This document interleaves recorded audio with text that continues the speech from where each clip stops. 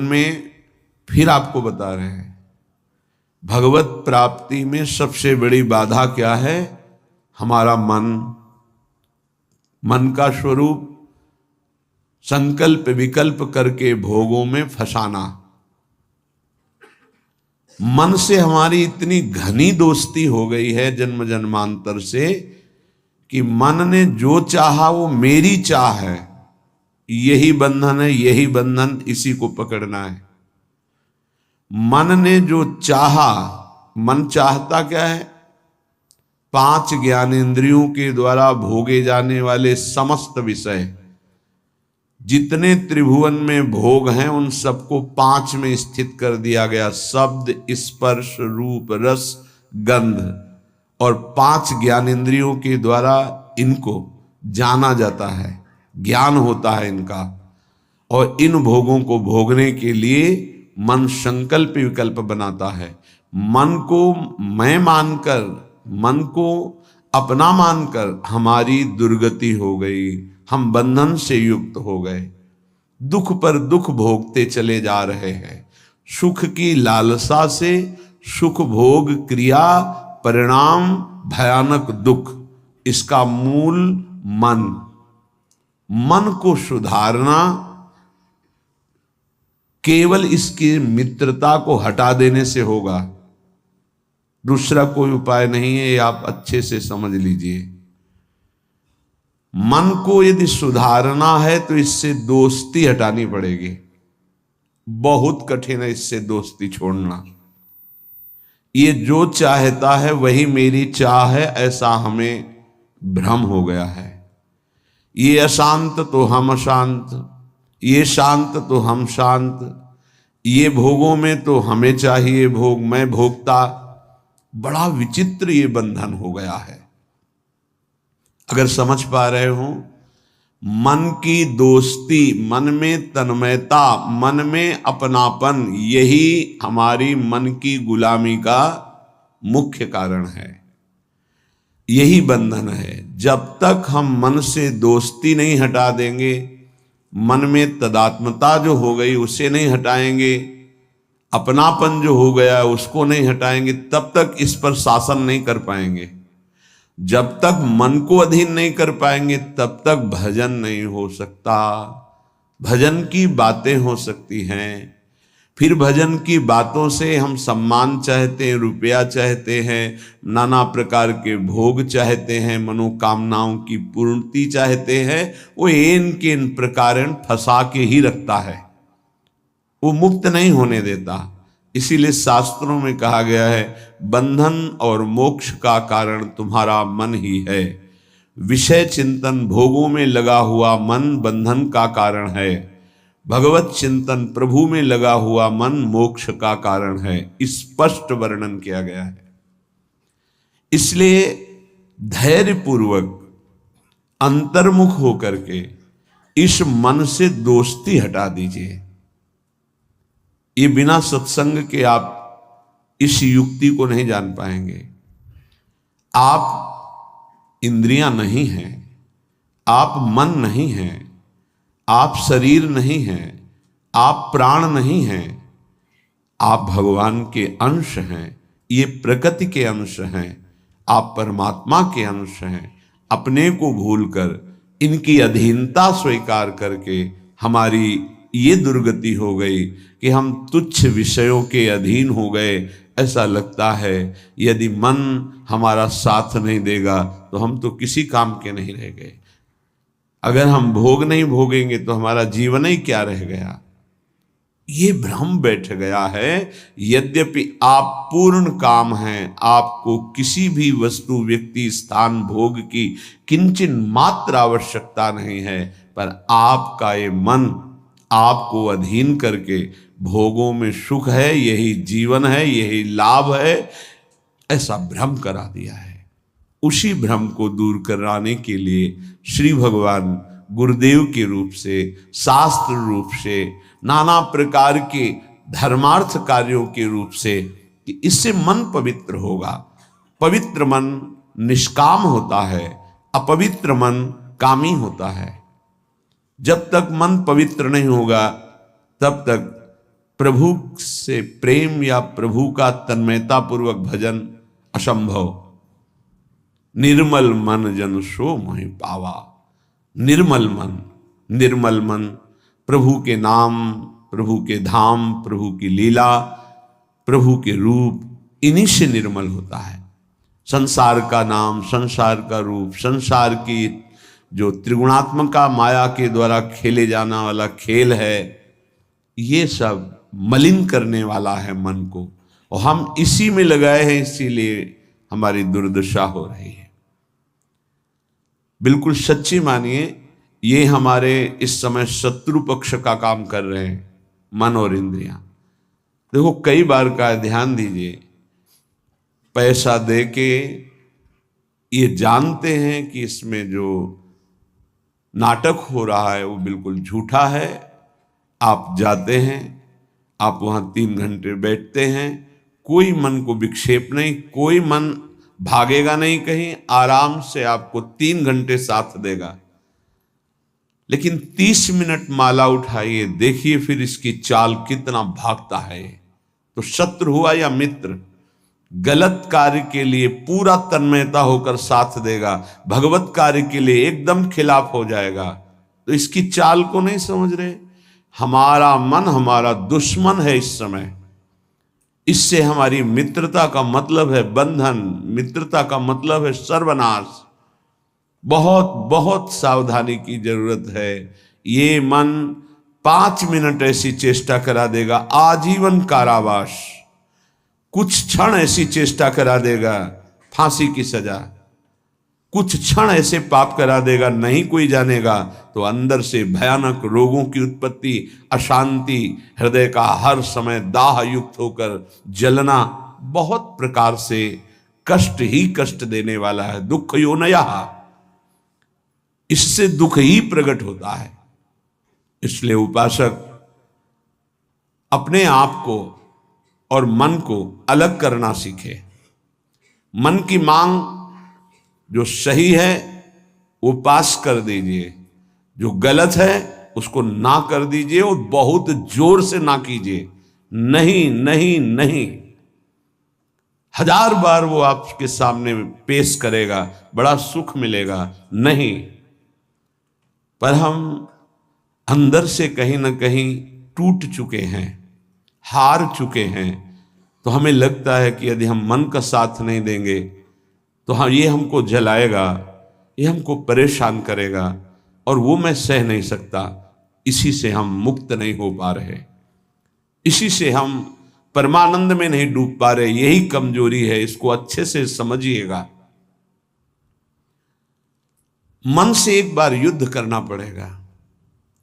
यदि इतना सत्संग के द्वारा हम विवेक प्राप्त कर लें कि ये मैं नहीं हूं, मन ये मेरा नहीं है, मन प्रकृति का अंश है, बस फिर तो आप लड़ सकते हैं।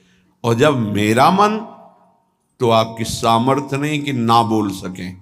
जबान से ना बोलेंगे, कदम वहीं चलेंगे जिधर मन ले जाएगा। ये बड़ा सूक्ष्म विषय, इसको समझ लीजिए। सब का सब पूरा अध्यात्म इसी बात पर टिका हुआ है। अगर मन निर्मल तो भगवत साक्षात्कार, मन निर्मल तो स्वरूप स्थित, मन मलिन तो दुर्गति। सारी साधना का फल मन को शांत कर लेना, निर्मल कर लेना, मन को अपने शासन में ले आना। पर ये तभी होगा जब इससे दोस्ती हटाएं। यहां दोस्ती क्या, मन की मांग मतलब मेरी मांग, मेरी मांग मतलब अब पूर्ण ही होना चाहिए, कुछ भी हो। इसी से पापाचरण बनते हैं और मन मलिन हो जाता है, हम और मन के अधीन हो जाते हैं। वो हमें और ऐसी स्थिति ले आता है कि मेरे से कहां भजन साधन हो, और पूरा जीवन व्यर्थ हो जाता है। श्रीपाद प्रबोधानंद जी महाराज कहते हैं, जागर्ति दुंदभिरवः परमोत्र राधा वृंदावने वन इति प्रकटः पुराणे तस्या विधेयमसमूर्ध महानुराग मूर्ते तदंगन मपोहे हरिम क्व पश्ये। हे भाई, मेरी बात सुनो और जाग जाओ। ये मोह निद्रा में तुम सो करके अपने जीवन को नष्ट कर रहे हो। क्या सोना है? ये मेरी पत्नी, मेरा पुत्र, मेरा मकान, मेरी संपत्ति और इतना एकत्रित कर लिया है, अब और आगे इतना एकत्रित करूंगा, ये भोग लिया है, आगे ये भोग लूंगा, ऐसा ऐसा। ये स्वप्न चल रहा है। मोह निशा सब सोवनिहारा, देखें स्वप्न अनेक प्रकारा। अब इस स्वप्न में इतना लंबा स्वप्न है कि हम ये जान ही नहीं पा रहे हैं कि हमको यहां से जाना है, कुछ नहीं ले जाना है। हम आए किस लिए हैं, कर क्या रहे हैं, करना क्या है, इसका समाधान ही नहीं हो पाया। बस चलता जा रहा है।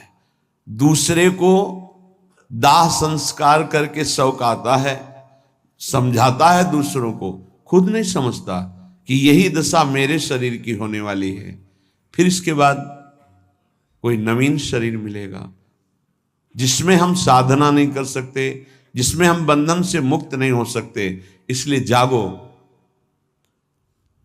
प्रभु की प्राप्ति ही जगना है।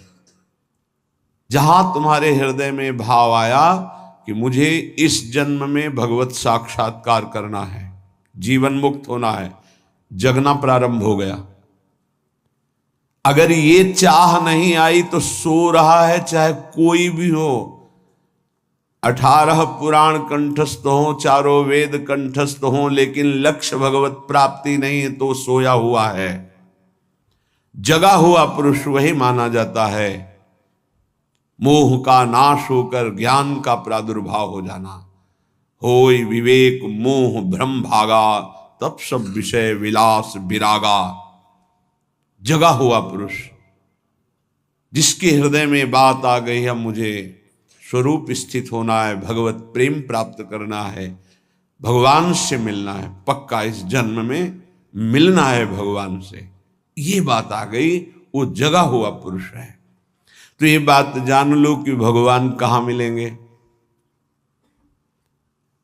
श्रीपाद कहें, ये हम डंके की चोट से कहते हैं कि हमारी लाडली जू परम पावन वृंदावन धाम में अभी इसी क्षण लीला परायण है। राधा वृंदावने वन इति प्रकटः पुराणे, बहुत से शास्त्रों में ऐसा वर्णन, गर्ग संहिता देख लीजिए, पाताल खंड में ब्रह्म वैवर्त पुराण में बहुत सुंदर वर्णन है, जगह जगह वर्णन है। तो जहां हमारी किशोरी जो है वहीं प्रभु विराजमान है। अब सूक्ष्म विषय इसका, किशोरी जो प्रेम रूप है, जहां प्रेम है वहीं हरि है। प्रेम के बिना हरि का साक्षात्कार नहीं हो सकता। प्रेम का मूर्तिमान स्वरूप हमारी प्रिया जो है, इसीलिए हम कहते हैं राधा राधा राधा, क्योंकि राधा उच्चारण किया तो जिनका नाम राधा है वो देखे, और जिनको प्राण प्रिय है वो देखे। प्राण प्रिय है हरि को, हरि रसना राधा राधा रट, स्वयं हरि जो राधा राधा रटते हैं, और किशोरी जो प्रिया प्रीतम दोनों हमारी तरफ देखेंगे राधा उच्चारण से। तस्या विधेय मसमूर्ध महानुराग, किशोरी जी की कृपा से ही महाअनुराग प्रकट होता है। महाअनुराग में ही हरि का साक्षात्कार होता है, प्रिया प्रीतम का साक्षात्कार होता है। इसलिए अगर हमारे वाक्य को आप समझ पा रहे हो, श्रीपाद कह रहे हैं, तो आप वृंदावन का आश्रय ले लीजिए। अगर अखंड वास नहीं प्राप्त हो पा रहा तो आश्रय ले लीजिए, रजरानी का सेवन कीजिए, धाम आइए, बार बार यहाँ दर्शन कीजिए, प्रदक्षिणा परिक्रमा कीजिए, बैठकर एकांत में नाम जप कीजिए। बहुत बड़ा प्रभाव धाम में जो भजन करता है तो बहुत कई गुना बढ़ करके उसको लाभ मिलता है। इसलिए यहाँ बहुत जल्दी भगवत प्राप्ति होती है। मथुरा में 6 महीने में भगवत साक्षात्कार कर लिया ध्रुव जी ने, देखो 6 महीने भी बहुत होते हैं। अगर व्याकुलता बढ़ जाए, तन्मयता हो जाए, तो 6 मिनट में भगवान साक्षात्कार करा दें। वो बहुत कृपालु है। मिलंति चिंता मणिकोटि कोट्यः, अब ये बात समझनी है। स्वयं बहिर्दृष्टिमुपैति वा हरिः, तथापि वृंदावन धूलि धूसरम न देहमन्यत्र कदापि आतुमे। एक तरफ हरि है, एक तरफ करोड़ करोड़ प्रकार के सब भोग सामग्री, महान रत्न, रुपया, पैसा, सोना, चांदी, सब वैभव है। अब अगर पूछा जाए मन से कि किधर कदम बढ़ाओगे, तो इधर ही कदम बढ़ेगा, हरि की तरफ नहीं। बातें केवल हरि की होंगी, हरि की तरफ कदम नहीं। बहुत विचित्र माया है, बहुत विचित्र माया। देखो ना, मन समझा रहा है अभी भोग लो, हरि तो आगे मिल ही जाएंगे। आगे कब कब आगे मिल जाएंगे? कितने दिन की आयु है? हमारा मन हमको गलत सलाह देकर हृदय को अपवित्र करता रहता है, हम राजी बने रहते हैं। बड़ा धोखा हो रहा है, हम अपने साथ धोखा कर रहे हैं। पक्का समझो, केवल हरि प्राप्ति के लिए हम यहां आए हैं। अनंत जन्मों से भटक रहे हैं, अनंत जन्मों से, न जाने किस किस लोक में, किस किस योनियों में कितना कितना कष्ट, वो सब भोग के आए हैं। माया ने सब विस्मृत कर दिया है। अब लगता है देखा जाएगा जो होगा। अरे देखने लायक नहीं रहोगे। ऐसा कष्टप्रद जीवन होता है कि कोई उपाय नहीं है। अन्य योनियों में कोई उपाय नहीं है। बहुत कष्टप्रद जीवन। देखो ना जीवों के साथ कैसा बर्ताव कर रहे हैं मनुष्य शरीर धारण करके। पता नहीं उनको कि यही दुर्गति उनकी होनी है। जीवित ऐसे जैसे पकोड़े तले जा रहे हैं, ऐसे जीवों को, ऐसे उनके, वो भी जीव हैं, वो हम ही तुम हैं, कर्म के अनुसार वो बन गए। क्या बर्ताव हो रहा है? वैसे भी जंगल में नाना प्रकार के कष्ट अन्य जीवों को प्राप्त होते हैं। अगर कांटा लग गया तो आप निकाल सकते हो, वो नहीं निकाल सकते। एकमात्र मानव देह है जिससे आप इस माया प्रपंच से मुक्त हो सकते हैं।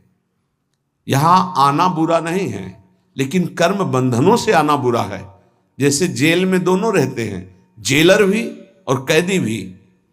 कैदी बन करके रहना ठीक नहीं, जेलर वहीं रहता है, उसको कोई बंधन थोड़ी। ऐसे ही कारक महापुरुष के रूप में जगत में आना बड़ा सुखद है। भगवान का यश गान करते हुए भगवत भाव में स्थित, भगवत स्वरूप में स्थित लाखों बार भेजे प्रभु, कोई परेशानी नहीं। ये जो कर्म बंधन से युक्त होकर आना है, इसे मिटाना है। ये संसार तब तक दुखद है जब तक भोग वासना है। भोग वासना हटी की परमानंद ही है दसों दिशाओं में, क्योंकि वही साक्षात आनंद मूर्ति भगवान ही सब रूपों मत्ता पर तरम नान्यत किंचिदस्ति धनंजय, किंचन मात्र मेरे सिवा कोई नहीं है। वही परमानंद प्रभु विराजमान है। आपकी कसौटी है मिलत चिंतामणि कोटि कोट्यः स्वयं बहिर्दृष्टि मुपैति वा हरि। एक तरफ हरि है, एक तरफ नाना प्रकार के रत्न भोग सामग्री हैं। तुम्हारा मन उधर आकर्षित होगा, लेकिन तुम्हें उधर नहीं जाना, हरि की तरफ बढ़ाना है कदम। यहां तो बहुत छोटा स्तर गिरा हुआ है हमारी साधना का। अगर हमारे मनोनुकूल भोजन मिल गया तो प्रभु को भूल जाएंगे और उसका स्वाद लेने में हम समय अपना नष्ट कर देंगे। एक रसेंद्री का विषय, ऐसे हर इंद्री का विषय आप देख लीजिए। आपके मनोनुकूल कोई गाना, कोई नाटक, कोई सिनेमा, कोई आप देख लीजिए, प्रभु को भूल जाएंगे आप उस समय, और उस पे आपका मन तन्मय हो जाएगा। कितनी छोटी गिरी हुई स्थिति है।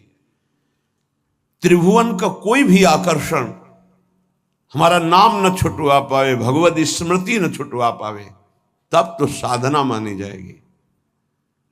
बिल्कुल सावधान। श्रीधाम वृंदावन का जो वास है, आश्रय है, ये बहुत जोर का है। आश्रय से ही भगवत प्राप्ति हो जाएगी। अगर दृढ़ निष्ठा आ जाए, कोटि कोटि चिंतामणि रत्न आदि आपको प्राप्त हो, तो भी तुम आश्रय मत छोड़ना प्रभु का, वृंदावन का, धाम का।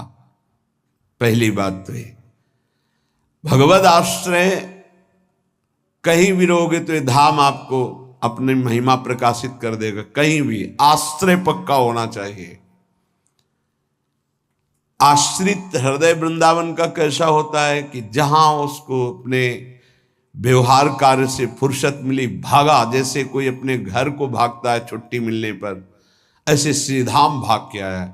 उसे कोई कहे अमुक जगह चलो बहुत सुंदर वहां शोभा है प्रकृति की, वो नहीं जाएगा। नहीं, हमारा तो जीवन वृंदावन है, प्राण वृंदावन है, सर्वस्व वृंदावन है। वो बस भाग के वृंदावन, ये है वृंदावन का आश्रय। एक दिन का भी समय मिला तो कहीं नहीं, भागा वृंदावन की तरफ। एक बार बिहारी जी की दंडवत, एक बार वृंदावन की परिक्रमा की, फिर चला गया। आश्रय तत्व अगर पुष्ट होगा तो वृंदावन वहीं कृपा कर देगा। एक बात और बड़ी जोर की कह रहे हैं कि जिनको वृंदावन वास मिल गया है उनके लिए खास बात। यदि आपको अखंड वृंदावन वास मिल गया है तो अब बहिर्दृष्टि मुपैति वा हरि, हरि भी वृंदावन की सीमा के बाहर आपको बुला रहे हो तो मत जाना। जैसा श्रीपाद श्लोक में लिख रहे हैं, श्री भट्ट देवाचार्य जी उसे पद में लिख रहे हैं, विपिन राज सीमा के बाहर हरिहू को न निहार, रे मन वृंदा विपिन निहार। यद्यपि मिले कोटि चिंतामणि तऊ न हाथ पसार। बिल्कुल उसी की टीका है मानो। जय श्री भट्ट धूलि धूसरतन यह आशा और, तथापि वृंदावन धूलि धूसरम न देह मन्यत्र कदापि आतु में। वृंदावन की रज से सना हुआ हमारा शरीर और अंतिम श्वास यही पूरी हो राधा, वो बात बन गई जो बड़ी बड़ी साधना से नहीं बनती, बड़ी बड़ी साधना से। अंदर की खास बात है अपने को भूल जाना और प्रभु के चिंतन में तन्मय हो जाना, यह भक्ति का लक्षण है। सब कुछ भूल जाना, अपने स्वरूप में स्थित हो जाना, यह ज्ञान का है। इसके अलावा भगवान की माया का प्रभाव है। बड़ी विडंबना है, भगवान की कृपा से जब कोई साधन बनता है तो हम भगवान की कृपा ना कह करके, भगवान की कृपा ना मान करके हम उसमें अपना अहम आरोपित कर लेते हैं। इसलिए हमारी साधना बाधित हो जाती है और हम विक्षिप्त हो जाते हैं, विक्षेप पड़ जाता है साधना में। किसी के मुख से सुन रहे थे कि मैं केवल प्रवचन नहीं कर रहा हूं,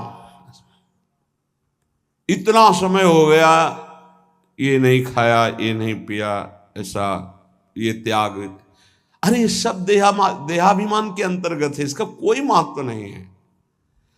मछली जल में रह करके पूरा जीवन व्यतीत करती है केवल जल पी करके, केचुआ केवल मिट्टी खा के रहता है, कितने पंछी केवल फल खा के रहते हैं। क्या भगवत प्राप्ति हो जाती है क्या?